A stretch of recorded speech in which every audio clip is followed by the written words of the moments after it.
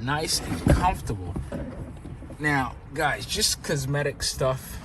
You look around this interior space. This is a plane that's 50, 60 years old, and I think it looks well kept for its age. Now, you look at the seats back there. As I said, it is a true four-seater, but it will depend on the size of the people that will be sitting here. Right now, these seats are scrolled all the way back. You can see you have scrolls here so you can adjust your seats.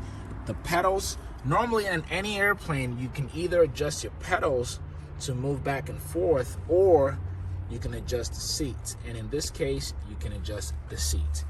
And if you are carrying passengers, again, you may be fighting for some leg room back there, because right now, as this seat is pushed all the way back, there's really no leg room in the back. But who cares? This is where we care about, and that's the cockpit. Now, your Piper Cherokee comes with your standard yoke, like any other birds built during this time. You've got your six-pack, so you still have analog gauges here. And the setup, so you've got your six-pack here. You've got some instrument. This is what makes this airplane an instrument-rated plane. But the owner wants to upgrade some of these here. As you can see, they're quite old. He's got the, let's see, the KNS 81. Got your Garmin GNS 300 here.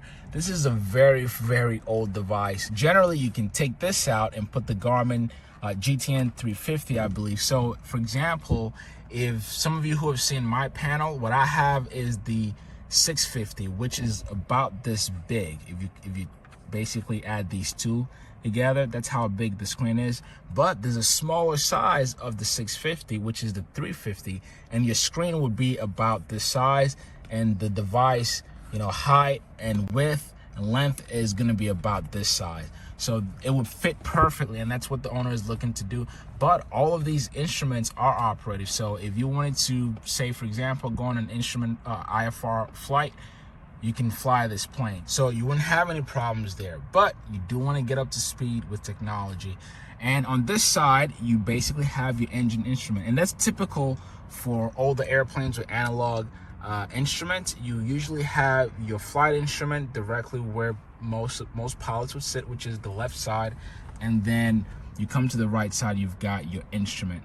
Now, what I say to folks, and given that I'm biased and I'm in a plane where there's more glass than analog, I remember saying to someone recently that if you were to put me in a plane like this, I would still be able to fly it, but it would take some time for me to adjust my brain to what I'm looking at.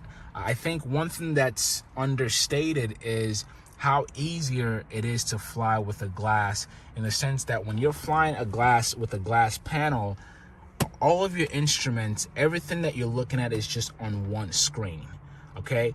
But when you're flying analog like this, these are all screens. Think of this as one screen, another screen, another screen. So you have to take your eyes to look through several screens, whereas with a glass panel, you've got one big screen, and all of these instrument and numbers are right there in front of you. So that's one advantage I would say you would get with a glass. Now, below, you've got your electronic switches, and I showed you guys the rudder pedal. Right there, great place to put your fuel selector. Again, very accessible to the pilot, so if you want to switch from the right tank to the left tank or turn your fuel off, right there for you.